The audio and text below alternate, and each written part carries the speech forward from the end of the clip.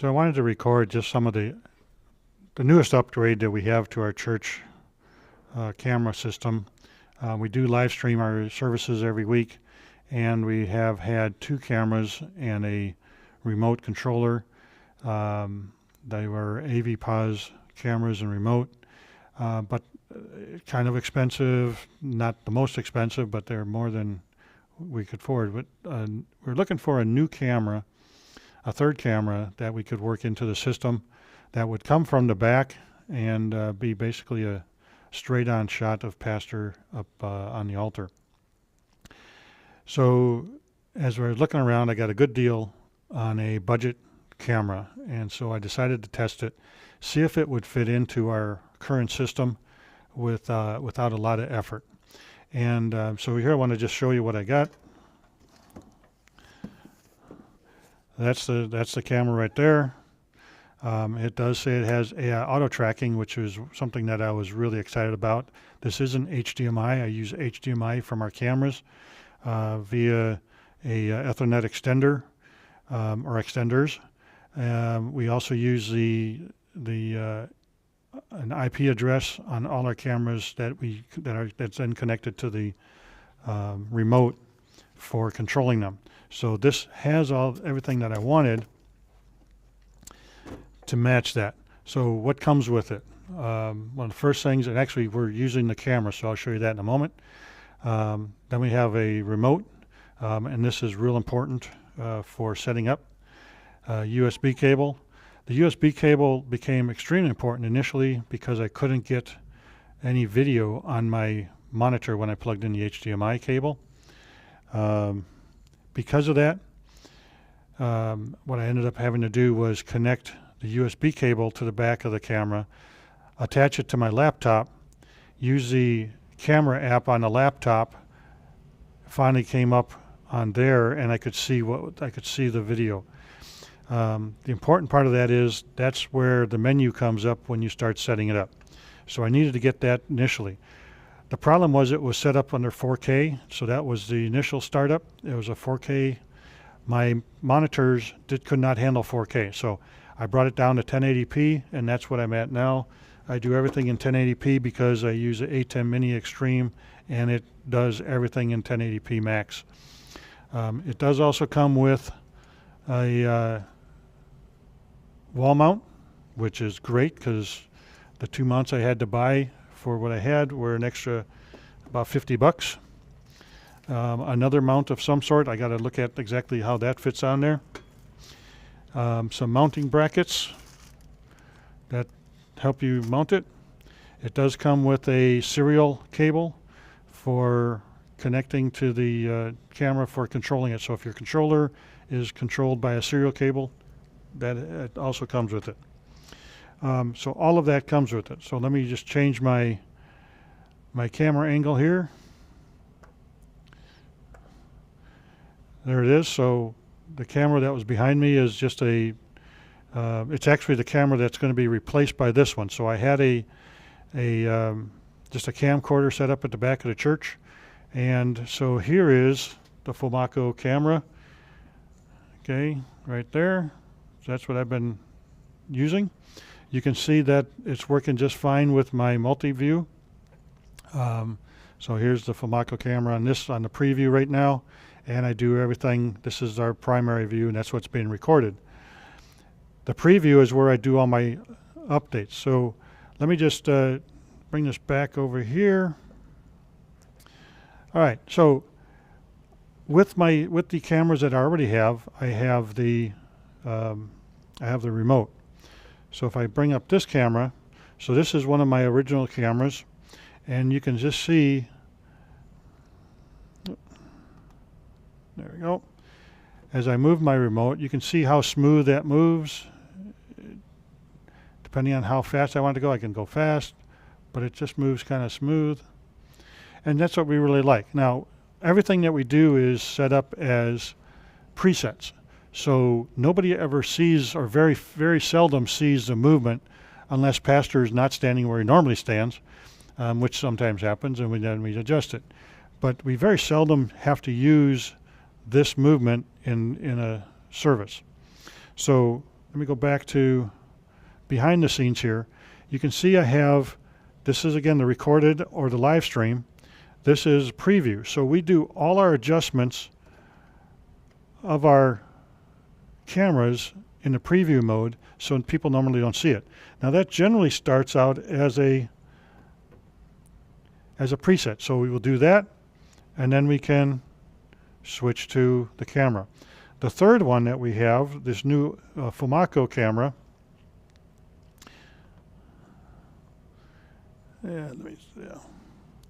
So we'll go back here to, there we go. So the Fomako camera, so this is the camera that I'm working on. So in my test, it's just sitting right here. When I use my remote on it, you can see that it works because it was able to connect. So once I set up the video in the menu, here I'll show you here. So I can set up the video format right there, and you can see the 4K. Okay, yeah, let's see right over here. There it is. The first two are 4K, P30 and P25. So the 4K format was too much for my monitors. I came down, and you can see right there, it came down to the 1080p.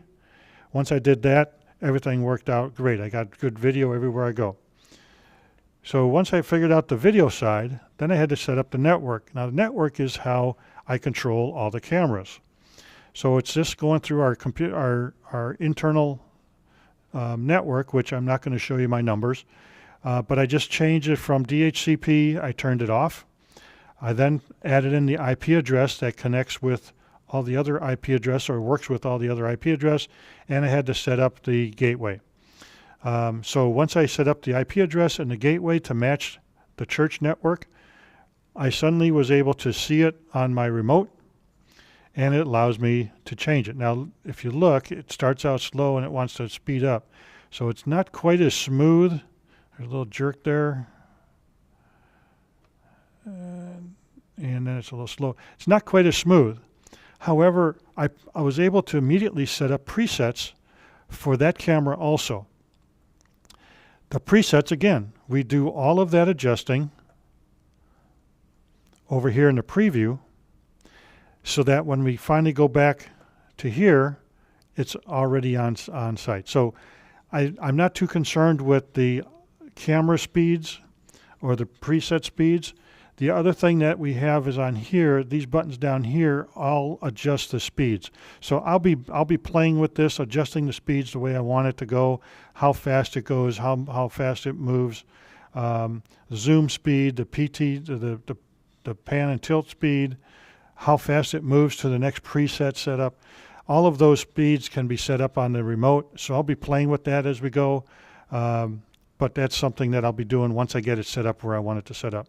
So from here, what I'm going to do now is I'm going to change locations with all these cameras, put the Fomako PTZ camera in the back of the church. I'm going to use a tripod for right now, set it up, and I'm going to go up on the altar and walk around, and I'm going to show you the auto tracking. Which is basically humanoid auto tracking. So it's not facial features, it's the fact that it's going to track a body. And the auto tracking so that it's going to track pastor. That has to be done with the remote, with this remote. I don't know if I can make that work with my remote yet or not. I'll be testing that also, but it'll be done at least on this remote. It's just clicking one of these little buttons down here at the bottom. Okay. The first one, the red one, F1, that turns off the auto tracking. F2 turns on the auto tracking. There it is. So if I move a little bit, it's going to track me, and I'll show you from a distance what it is, and I can turn that off. Okay, and it's going to come back to where I'm at, and then it's going to stay there. So the auto tracking feature. Some of the presets, I'll show you the presets and how they move around to each of the different places on the church. And I'll add that in here in a moment. So give me a moment, I'll reset, and I'll be right back.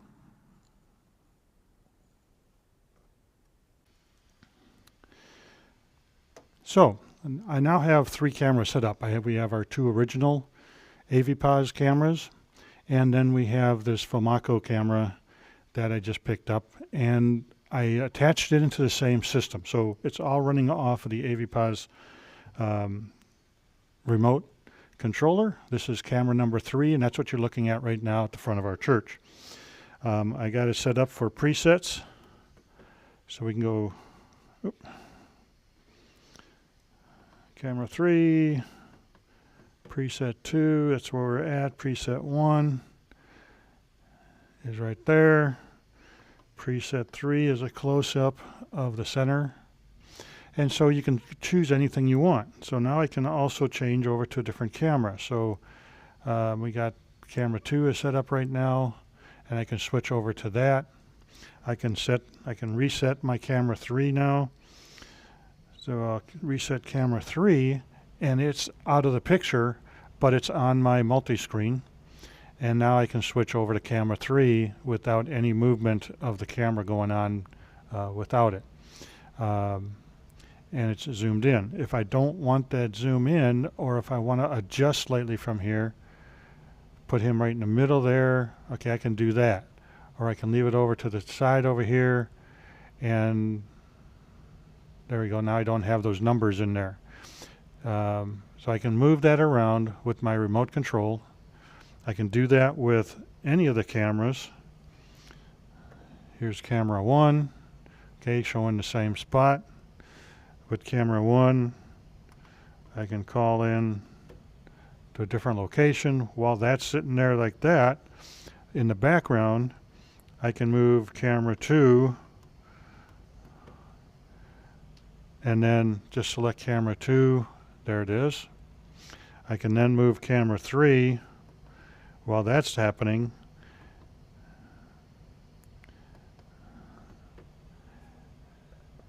And I can move, oops, that's camera 2. Camera 3 is then wherever I want it. So I now have 3 cameras working, all on the same system. Different companies. That Fomako fit in perfectly with this. It just saw it right away. As soon as I got the IP address in there, it immediately saw it, and I was able to work it into the system. So really nice camera. I think I need to slow down some of the movements. It's a little bit jerky right now. I think I can adjust that.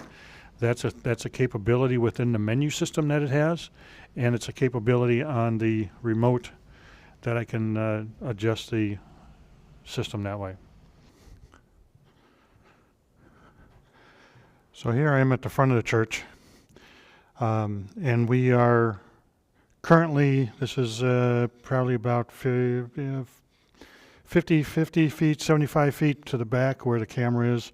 Currently the camera is just sitting on a tripod. It will eventually be mounted on the wall back there. But what I want to show here is the auto tracking that this is set up with. So it's tracking basically a humanoid form that's in front of it. So on the remote, which may cause us a little bit of problem, but I think we can get around that. But it's on the remote. It's just a simple push button. The green light on the camera actually changes or flashes at me, and it should have zoomed in at this point. Now I can move any place I want to here, or a pastor can move any place he wants to here. There's nothing that's stopping it or telling it to pick up this other than the fact that it's picking up a human figure up here. And he can go from anywhere he wants to. So he can stand over here. He can stand here. He can go behind the altar if he needs to or wants to during the service, and it's going to track him. So this is going to be a tracking camera to basically get a close-up from the back of what's going on. You can turn it off and it will stay basically where it's at. So now as I move, it's not tracking me anymore. So just wanted to share with you that part as I go through the setup of here. So there you have it. I hope you enjoyed the walkthrough of the Fomako 4K PTZ and auto tracking camera. It's a real nice setup, real nice system. Comes with a 30-page manual that makes it pretty easy, but can also get quite far more than I need to have. Some of you will probably like that, but I didn't need that to make this work right out of the box. All I needed to do was change the video, and I was able to get the menu up, and then it was pretty easy to work with after that. And being able to set it up to my existing system is just awesome. I am really excited about this. The price was right. It didn't break the bank for us to get a new camera. I thought I was going to be spending about twice this much, twice the cost of this on the new camera. So this was a good setup, or a good camera to get started with again and add to our system. Hope that helps. If you have any questions, just throw them in the comments. I try to get back to them fairly quickly. If you like this, please like the video, and I'll try to make more as I upgrade to other new pieces of equipment. Thanks a lot. Talk to you later.